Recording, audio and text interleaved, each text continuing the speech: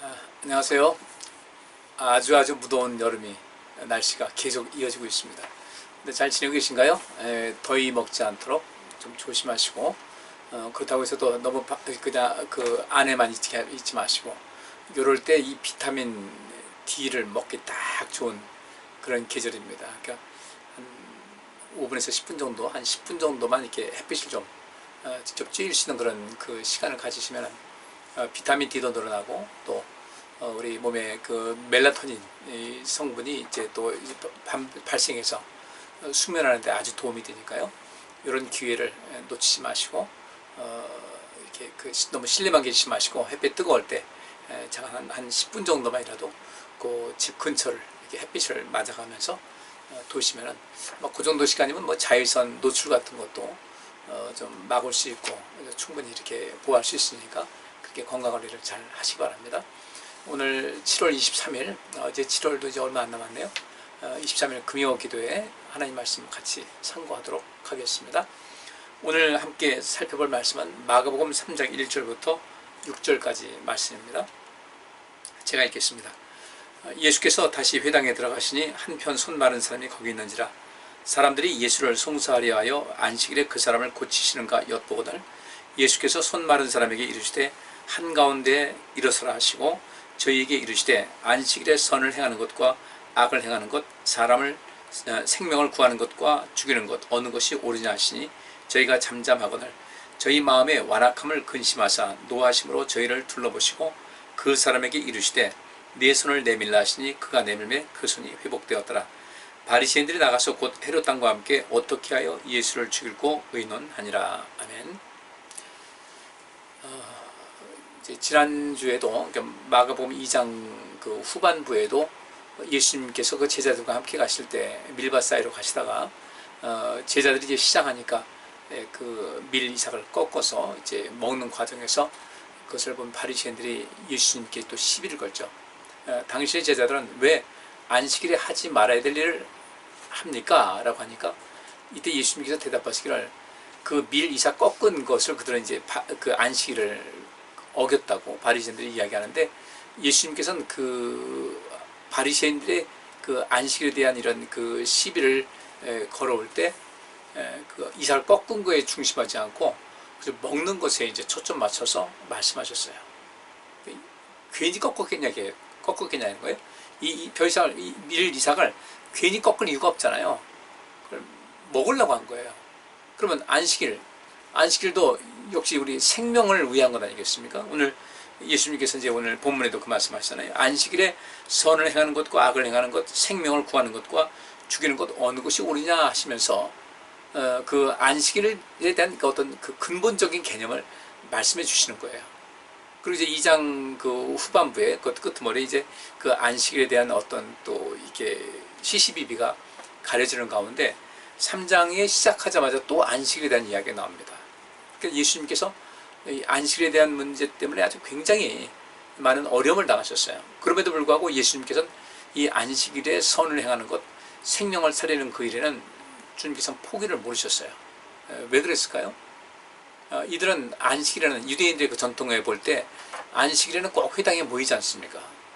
그 당시에 그 회당에 모이는 시간이 어땠는지는 알 수가 없어요.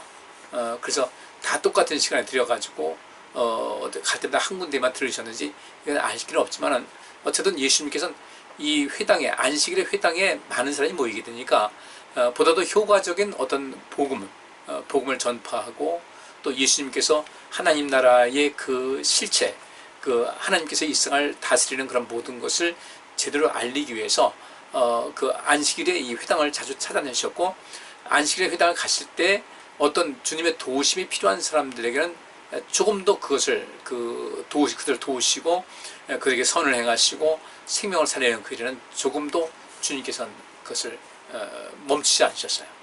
그러니까 자연적으로 이 안식일의 문제가 계속해서 이제 문제가 되는 거죠. 이것 때문에 예수님께서 여기 오늘 그 6절 말씀도 보니까 예수님의 이게 사역의 초기 상황인데 바리새인들이 나가서 곧 헤롯 왕과 함께 어떻게 하여 예수를 죽일 거 의논하니라. 이것 때문에 예수님을 죽이려고 했어요. 본격적으로 예수님께서 그 사역을 확대시킨 것도 아니었는데 이때 이 예수님 사역 속에 가버나움에 그 이제 본거지를 두시고서 여러 가지 사역을 하실 때, 근데 초기 사역이었는데 벌써 이 안식일의 문제가 몇 번 그 야기가 되니까 이들은 이때부터 예수님을 어떻게 하면 죽일까 이렇게 생각을 한 겁니다. 그만큼 이들에게는 안식일이라는 그런 개념이 굉장히 중요했어요. 물론 중요하죠. 당연히 중요한데 그 안식일 자체에 그 관점을 두었지, 그 안식일에 무엇을 해야 될 것인가에 대해서, 하나님께서는 왜 안식일을 우리에게 주셨을까에 대한 개념은 없었어요. 이미 율법에도 그거 나와 있잖아요. 이 안식일을 왜 지켜야 되는가. 근데 그들은 그 쉼에 대해서만 관심 가졌지, 그 쉼의 어떤 그 목적, 또 쉼의 열매, 그 쉼으로 인해서 오는 여러 가지 그 영향과 효과에 대해서는 이들은 그저 간과했다는 것이죠. 그러니까 좀 더 확대해서 볼 수 있어야 되는데, 그 확대하지 않고 그냥 문자적으로만 봐서 이 나라는 무조건 쉬어야 된다, 쉼에 대해서만 관심을 가졌거든요. 그러니까 이제 이런 문제가 이제 그 자꾸 예수님과 갈등 관계가 형성이 되는 것이죠. 자, 오늘 계속해서 이 말씀 보겠습니다. 예수께서 다시 회당에 들어가셨다. 계속해서 회당을 다니신 거예요.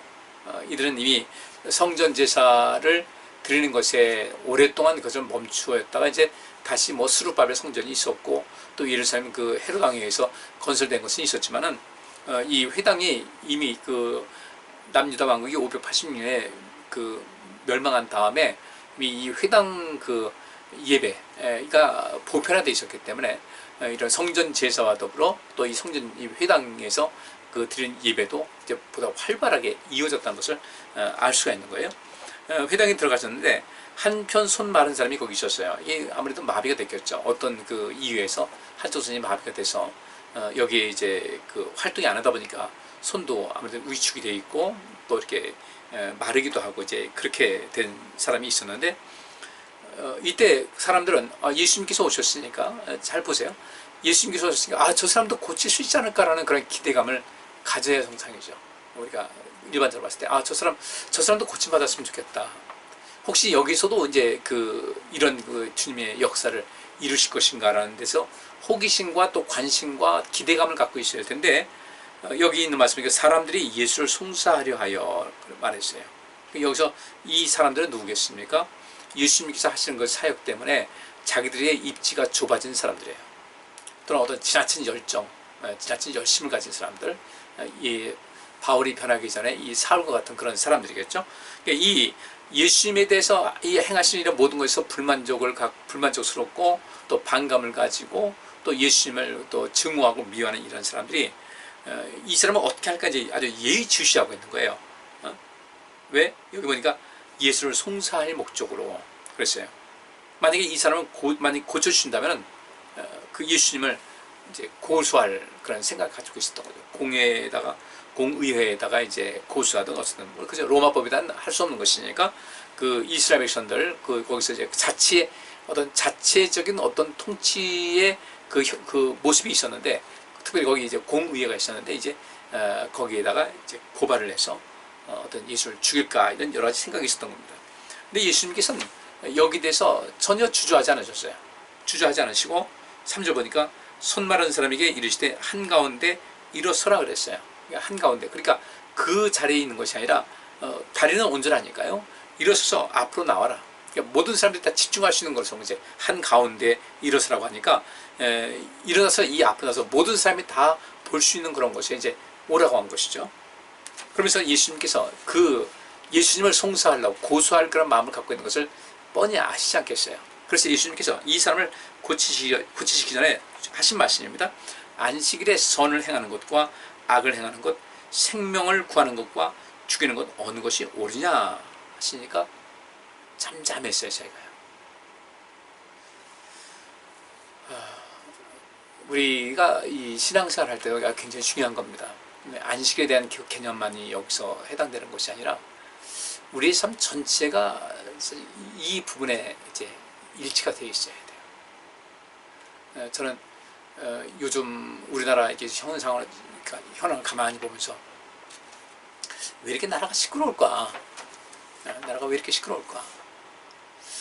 특별히 지금 이 주사파라고 하는 이 정권이 들어온다면 왜 이렇게 이 나라가 시끄러울까를 가만히 봤는데 문득 성경 생각이 나더라고요.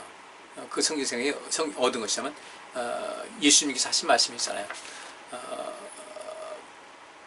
하나님의 나라를 위해서 또는 내 이름을 위하여 자기 부모나 집이나 전토나 자녀나 형제를 버린 자는 이 땅에서 몇 배나 더 많이 받고 영생에 이를 자가 없다라는 그 말씀 우리가 지금 봤지 않습니까? 근데 그 말씀을 우리는 보통 주의를 하느라고 주의에 몰입하느라고 부모를 돌보는 거 이런 건 주일이 앞서면 부모도 이제 뒷전으로 하고 자녀들도 뒷전으로 하고 보통 이렇게 생각했잖아요. 또 우리 한국의 그 성령 운동할 때 그렇게 가르쳤어요. 그것이 옳다고. 그래서 그 성령 운동이 한참일 때 여의도 순복음교회에서 이 순복음교회 오순절 그 개통 오순절 교파죠, 교파. 오순절 교단에서 이제 주로 이제 그 성령 역사에서 방언, 예언, 이 성령 운동을 했는데 거기서 그 여의도 순복음교회가 이제 가장 앞장섰던 거죠. 근데 우리 교회도 좀 전에 몇 번 오셨던 그 고병인 목사님, 그분이 그 당시에 여의도 순복음교회 그 상담 실장이었어요. 근데 그분이 그 말씀하시더라고요. 성령 운동이 활발하게 일어나서 교회가 막 발전하는데 부흥하고 양적으로 성장하는데 깨진 가정이 비례해서 많아졌다는 거예요. 왜 많아졌을까? 다른 것 아니에요. 예수님께서 하신 말씀대로 내 이름을 위하여 또는 하나님의 나라를 위하여 부모나 자녀나 형제나 집이나 전토를 벌인 자는 이 말씀이었어요. 근데 묘하게요. 집하고 전토는 안 버려요. 집이나 전토는 안 버려요. 누굴 버리는가? 남편, 아내, 자녀들, 그냥 엄마 은혜 받으러 가야 돼. 주일하러 가야 돼. 니들 여기서 짜장면 사서 먹어 하고서 돌보는 것을 뒤로 미루고 부모님들 돌보는 것도 뒤로 미루고. 근데 묘하게 집하고 전토 같은 거 이런 거는 이 동산과 부동산을 포기하지 않아요. 그런 경우가 왕왕 있었어요. 이게 잘못됐다는 겁니다. 아주 정말 잘못됐어요. 여러분들 우리 하나님 믿는 백성들이요. 특별히 우리 이 공동체에서 그 공동체의 가장 근본 중에서 가정이 편안해야 신앙생활도 잘 되는 거예요. 바울은 뭐라고 합니까? 이 나라를 향해서도 악을 행하는 사람들, 행하는 사람들, 그 당시는 지금하고 다르잖아요, 체계가. 저들을 대적하지 말라는 거예요. 대적하지 말라. 물론 그 당시 상황입니다. 지금은 또 달라요. 또 다르고 뭐 시대가 워낙 바뀌었으니까. 왜 그런가? 성경에 그런 말씀이 있죠.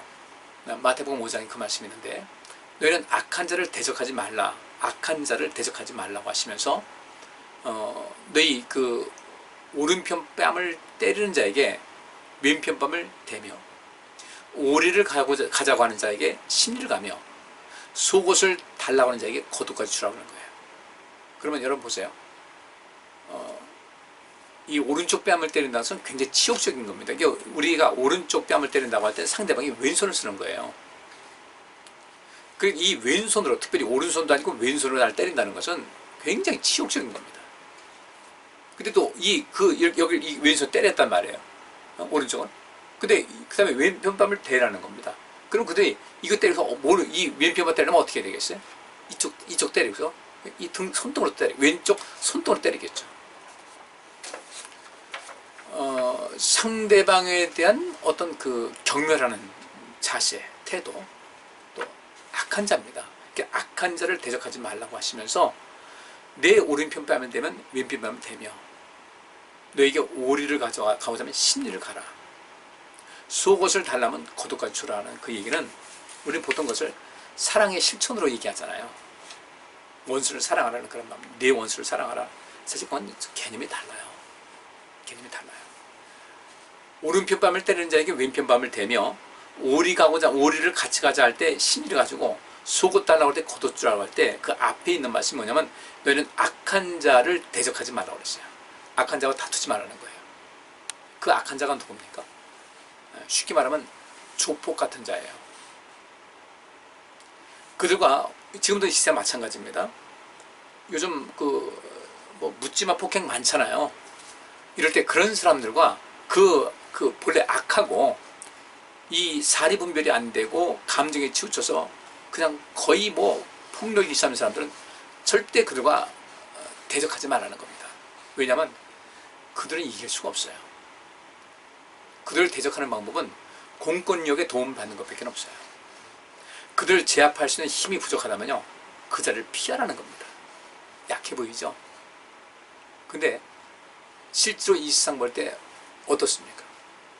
그들을 대적하기 위해서는, 그 악한 자를 대적하기 위해서는 어떤 또 다른 어떤 무리의 힘을 해서 그들을 어떤 압박감을 줄 수 있는 그런 것을 할 수 있어야지, 악한 자가 와서 나를 일단은 건드리려고 작정하고 왔을 때 대적하기 위해서는 우리가 손해를 볼 수밖에 없어요.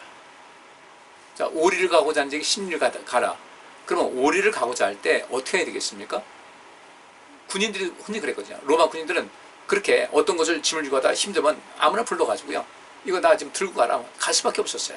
같이 동행해야 된다. 그럼 법으로 돼 있었어요. 나 안 간다, 불이익을 당해요. 아주 곤욕을 치러요. 그러니까 아예 처음부터 그 악한 의도를 가지고서 와서 시비를 거는 사람들에게는 피하라는 거예요. 대적하지 말라. 그들을 그 잘못된 그 악한 행위에 대해서 같이 맞서서 온전하게 그 자기 자신도 보호하고 상대방을 또 이렇게 제압할 수 있는 어떤 상황이 아니면 절대로 그들을 대적하지 말라는 거예요. 근데 그 당시 로마 군인들이 가자 그러면 여러분들 같이 세력 구합해서 할 수 있어요? 못하는 거죠. 따르라는 겁니다. 속옷 달라고 한다, 그러면 겉옷 실어줘가지고 그 애를 빨리 보내버리라는 거예요. 맞서서 이렇게 하지 말고. 그러니까 이 미국 같은 데서도 그렇지 않습니까? 총기 사고가 많잖아요. 가게 들어와서 돈 내놓으라고 하면, 그래서 아무 소리 않고 돈 들고 다 줍니다. 그래야 자기 생명을 구할 수가 있어요. 예수님께서 하신 말씀은 그런 것이, 우리가 맥없이 내 이웃을 사랑하는, 내 원수를 사랑하는, 내 원수예요. 내 원수. 우리 개인적인 관계 속에서 어떤 내게 이유 없이 원수를 행하는 그런 사람들, 그 사람들 누구겠습니까? 주로 그 사람들 내 가까운 사람들이에요. 그죠? 이 사람들 용서하라는 것이고, 그 악한 자를 대적하지 말라고 하시면서 내 오른편 밟을 때리고는 왼편 밟으려면 그 자를 빨리 같이 맞서서 싸우다가는 그들을 우리가 이길 수가 없어요. 그러면 결국은 내게 큰 손실을 보는 겁니다. 어쩌면 비겁한 것 같죠? 아니에요. 그게 지혜로운 거예요. 지금은 어떻게 할 것인가? 공권력이 있잖아요. 경찰에 신고하고 누군가 도와주고. 그래서 이 악을 행하는 사람들은 그들을 어떻게 맞서서 제압할 수 있는 어떤 공동체의 힘이 사실 필요한 거거든요. 누가 어려움 당한다, 그리고 옆에서 도와줘야 돼요. 가끔 관찰 카메라 같은 데서 하거든요. 일부러 젊은 아이들 불러놓고 고등학생 애들 담배 피는. 근데 고등학교는 이제 변장을 한 거예요. 담배 피울 때 어떤 사람들이 시끄럽게 하니까 어떤 할아버지가 일부러, 서로 같은 편이에요, 담배 핀 다음에 이제 막 우욕적으로 이렇게 해나갈 때 그걸 하게 되면 사람들 되게 피해가거든요. 그건 어쩔 수가 없어요. 근데 그 중에서 어떤 사람이 또 가서 그 할아버지를 돕는 가운데 해가지고, 할아버지 그냥 가세요, 여기 맞서지 마시고 가세요 이렇게 하고, 그러다가 이제 몇몇 사람들이 의로운 사람이 나타나서 이렇게 힘을 규합하게 되면 그들이 물러나게 되더라고요. 나중에 이제 관찰 카메라라고, 이제 쉽게 몰래 카메라 같은 거죠. 그렇게 하는데, 우리는 내 속옷 달라는데 겉옷주라는 것은, 우리가 그렇게 쑥맥같이 그렇게 하게 되면 이 세상 어떻게 살아요? 그 앞에 있는 말씀이 악한 자들과 싸우지 말라, 악한 자들과 맞서지 말라는 거예요. 내가 그들을 제압할 수 있는 어떤 힘이 있거나 그런 거 아니면은 그렇게 하지 말라는 겁니다. 왜냐하면 그 결과를 봤을 때 우리에게 손해가 오면 안 되는 거예요. 근데 예수님께서는 주저함이 없으셨어요. 이 선을 행하는 데 있어서는. 지금 여기 분명히 나오지 않습니까? 이 사람이 다리 모여가지고 어떻게 하나 지켜보고 있단 말이에요. 고치기만 해봐라, 그냥 바로 고발해가지고 너 요즘 말하면 너 죽여버릴 거야, 이렇게 하는 거예요. 근데 예수님께서 묻습니다. 안식일에 선을 행하는 것과 악을 행하는 것, 생명 구하는 것과 죽이는 것, 어느 것이 옳으냐? 우리가 참 생각 많이 해야 돼요. 그래서 제가 이제 말이 좀 옆으로 나갔는데, 하나님 나라를 위해서 또 예수님의 이름을 위해서 부모나 자녀나 형제나 집이나 전투를 벌인 자는 이 땅에서 몇 배나 더 받고 영생을 얻지 못할 자가 없다. 그 말씀이 교회나 하나님 믿는 백성들에게만 통하는 건 아니에요. 제가 이제 그 말씀을 비유할 때, 이스라엘 백성들이 애굽에서 나와서 가나안 땅을 정탐하러 갔을 때 12명 중에 10명이 돌아와가지고 우리 애굽으로 돌아가자고 그랬잖아요. 그 말씀 드렸죠? 왜 돌아가자고 했다고요? 그들은 기득권을 잃어버리기 싫은 거예요. 애굽으로 다시 돌아가게 되면 다른 이스라엘 백성들, 다른 백성들은 고생을 하고 노예의 신분으로 다시 있는다 할지라도 자기들은 그 10명의 정탐꾼들 자기들은 돌아가면 문제 없거든요. 편안해요. 그 자기들이 누리고 있는 그런 모든 기득권을 어떻게 해요? 세습을 할 수가 있어요. 자녀들한테. 그 장로의 계급이니까. 그 교회의 어떤 리더들 그룹이니까 그래서 세습할 수 있는 거예요. 그러니까 세습할 수 있으니까 그만한 권력이 있으니까 백성들은 같은 백성들인데 백성들은 노예 생활을 하는데 자기들은 편안히 먹고 살고 또 어떤 지위도 누리고 아무런 문제가 없는 거예요. 그래서 계속 세습하니까 그런 사람들의 부모야 편안하겠죠. 자녀도 편안하겠죠. 형제도 편안하겠죠. 또 어떤 부동산도 취득할 수 있겠죠.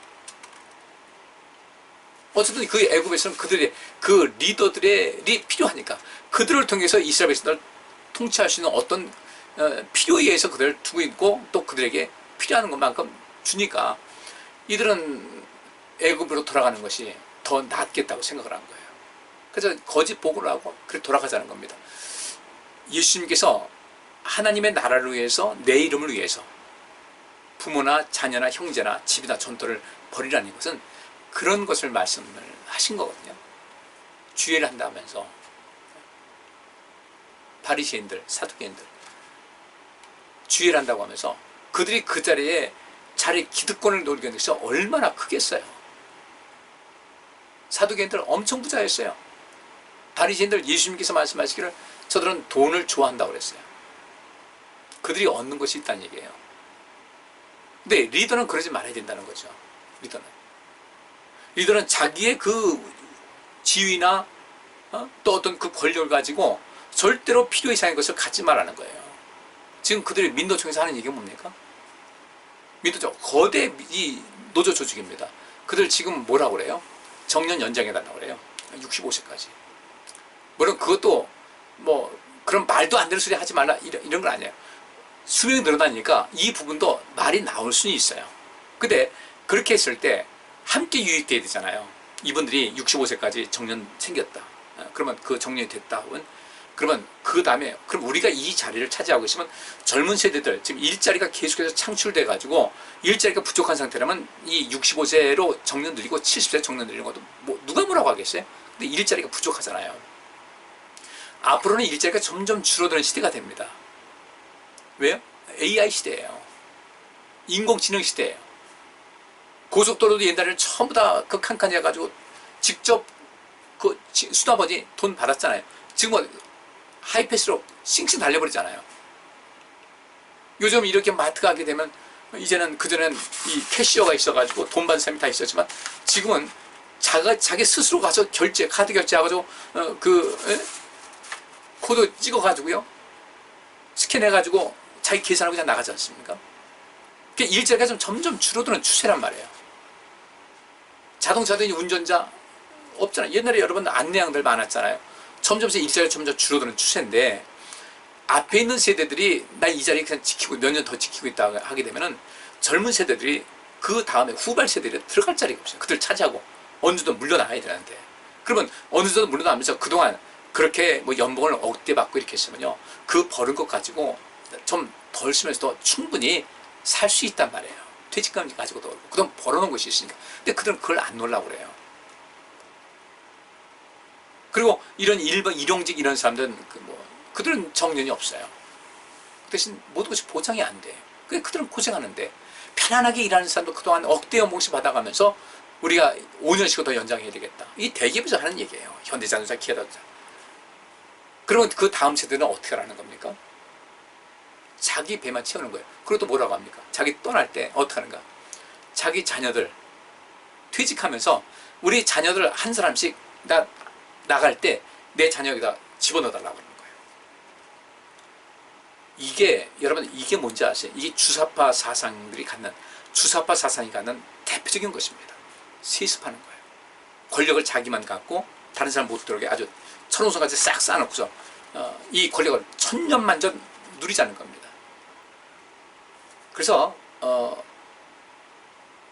애고에서 나오면서 12명의 정탐꾼 중에 10명의 정탐꾼이 바로 그 지금과 같은 똑같은 생각을 갖고 있는 거예요. 애국에서 다 돌아가자. 우리들은 그냥 계속해서 실습해 나가면서 부를 누리면서 기득권 누리면서 계속 살면 좋겠다 하면서 사람들한테 뭐라고 그래요? 그렇게 말할 수 없잖아요. 우리 가서 다시 기득권 누려야 되겠다 이 말 못 하잖아요. 그러니까 뭐라고 합니까?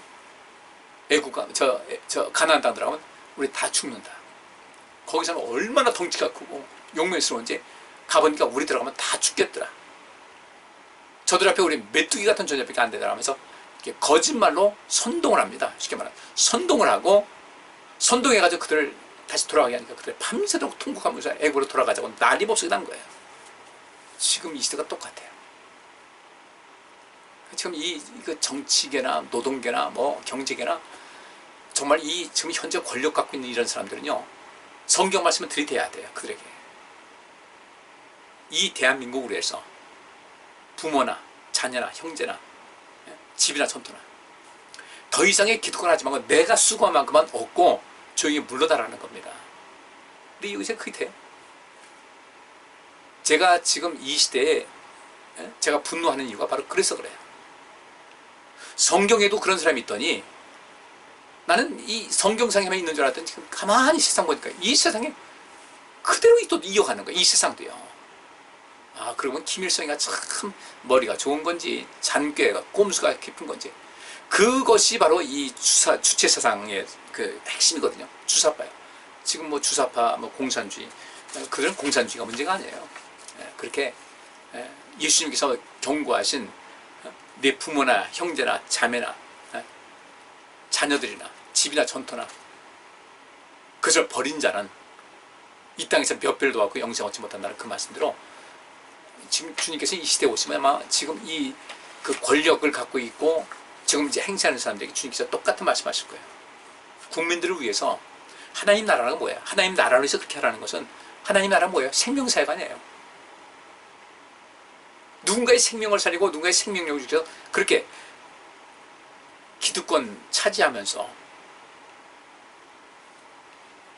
세상에서 말하는 대로 신선 노름 하지 말고 함께 잘 살 수 있는 길을 선택해라. 가난한 자들에게 복음을 전하는 그런 삶을 살아라. 이게 정상 아니에요? 이 나라가 어떻게 그렇게 합니까? 안 하잖아요. 나라가 시끄러운 거예요. 젊은 세대들이 분노하는 것이 바로 그겁니다.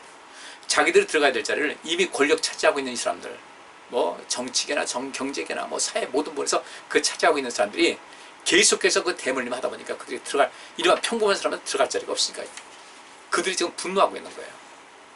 나라가 아주 엉망입니다. 그래서 오늘 주님께서 하신 말씀대로 우리 하나님 믿는 백성들은 모든 삶의 과정이 선과 악에서 뭘 택해야 될지 아셔야 돼요. 뭐 당연히 선이죠. 선은 뭐예요? 하나님께서 기뻐하시는 일을 그거 하는 거예요. 내가 수고해서 내가 해가지고 얻은 만큼 하지 그것에 더 이상 많은 것을 얻으려고 하지 마시고 땀 흘려서 얻은 것으로 만족하고 감사하면서 여러분 그렇게 하면 하나님께서 복 주시거든요. 근데 이 세상이 지금 전부 다 뭐예요? 망가졌어요. 보통 망가진 게 아니에요. 정의가 무너져 버렸어요. 뭐 공정, 공평 말로만 해지죠. 그들만의 정의, 그들만의 공정, 공평인 거예요. 이것을 이 교회에서 뭔가를 해 나가야 되거든요. 근데 교회가 못해요. 우리 교회 안에서도 이거 실현하면서 세상의 본이 되어야 되는 것이거든요. 자, 여기 안식일 문제도 선과 악을 행하는 것 중에 얻은 것이 옳으냐? 말 못해요. 선을 행하는 게 옳은데. 근데 자기들이 하는 것이 선이 아닌 것을 알거든요. 생명을 살리는 것과 죽이는 것 무엇이 옳으냐? 말 못하죠. 주님 앞에 한마디 대꾸도 할 수 없어요. 부끄러우니까. 근데 곧 돌아서서 자기들한테 자기들은 지금 악을 행하고 있거든요. 율법의 안식일을 이렇게 지키면 이렇게 해야 된다. 저 예수라는 사람은 잘못되는 거 있다. 율법 하지만 실제로 그런 율법 지키고 있는 거 아니에요. 율법은 생명이에요. 율법은 선을 행하는 거예요. 근데 이들은 악을 행하고 또 죽이는 일에 앞장서면서 그렇잖아요. 이 손 많은 사람 고쳐주면요 박수 쳐야죠. 그건 남의 자기도 아플 수가 있는 거니까 박수 쳐줘야 되는데 박수가 아니에요. 왜? 내 일이 아니거든. 자기 손 마르지 않았거든. 자기는 아프지 않거든.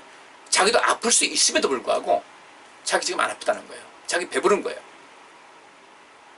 그러니까 자기들이 계속해서 이제까지 그 율법에 대한 것을 가르치고 이렇게 했을 때 이제까지 가르쳤거든요. 가르쳤는데 그래서 가르치면서 자기들 이권을 챙긴 거예요.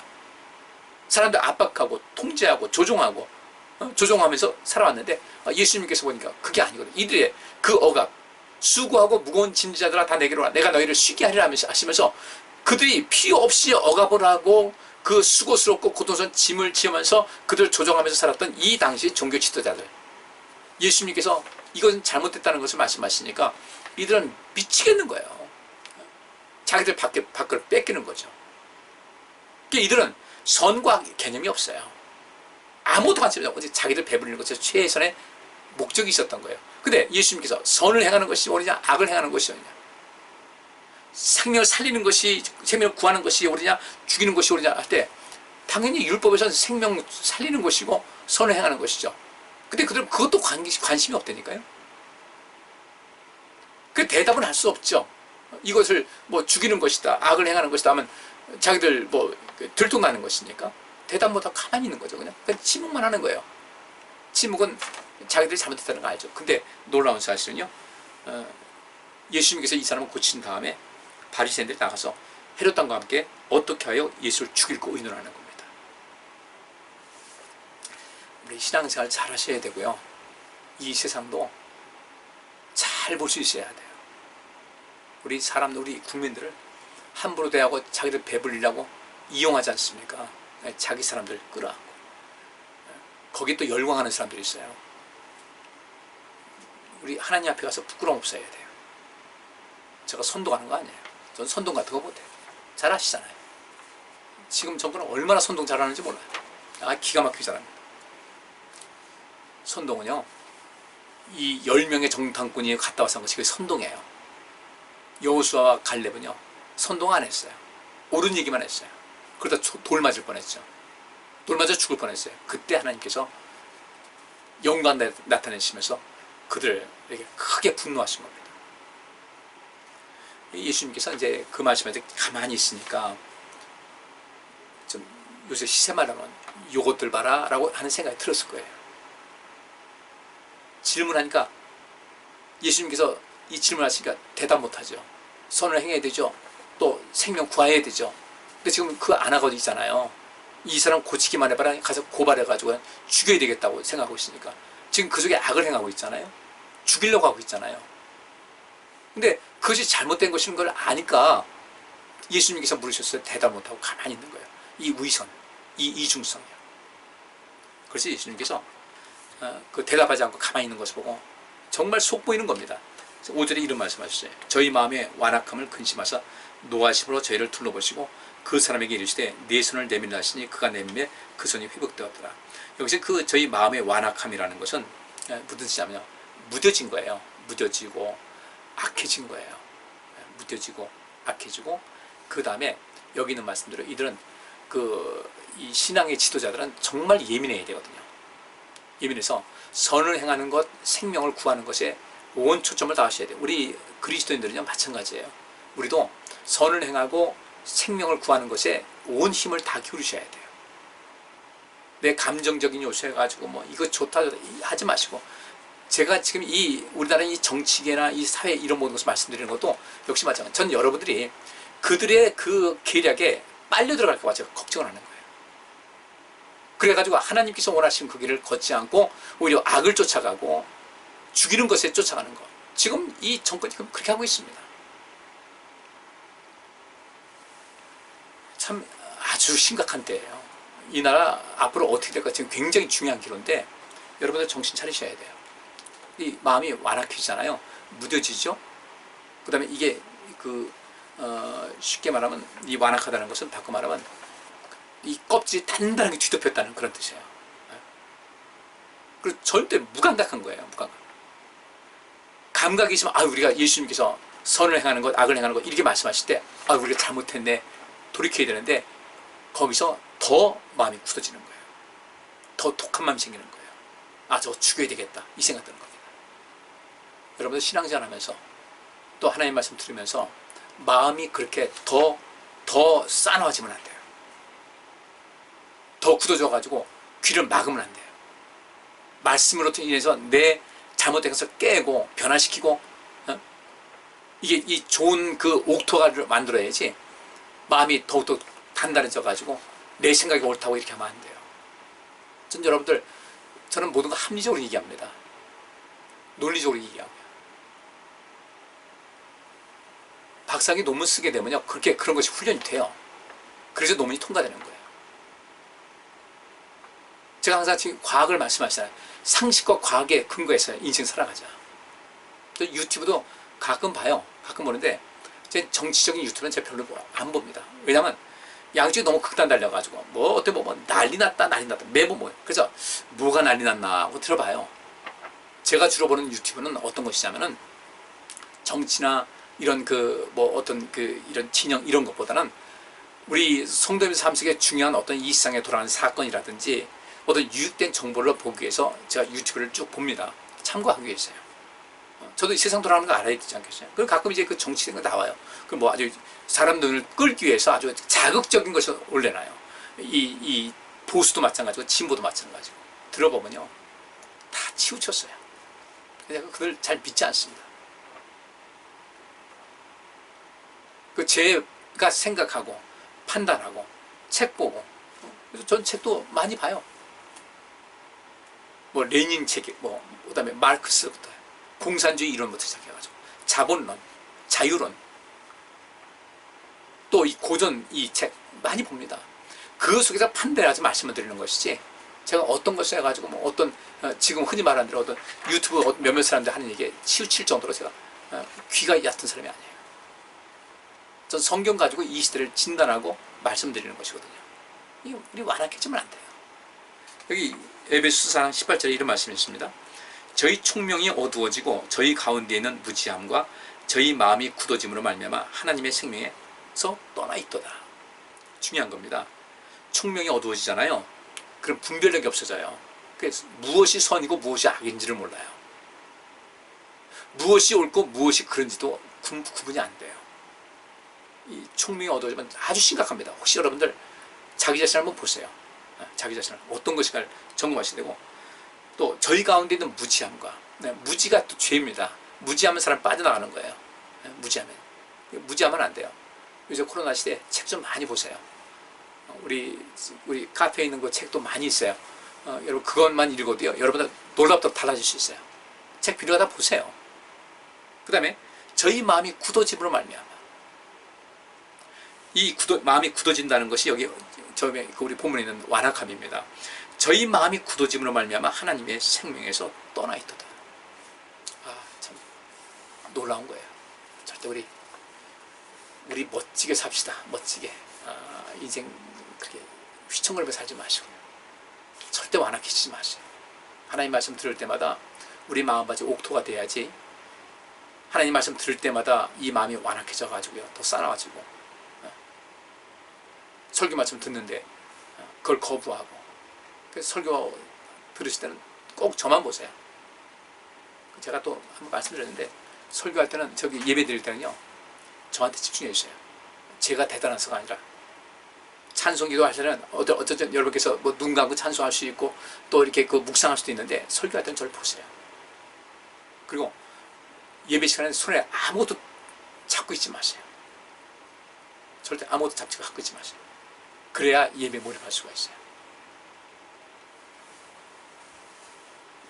우리 성공하는 신앙인이 꼭 되시길 바랍니다. 그래서 우리 하나님께 정말 사랑받을 수 있어야 됩니다.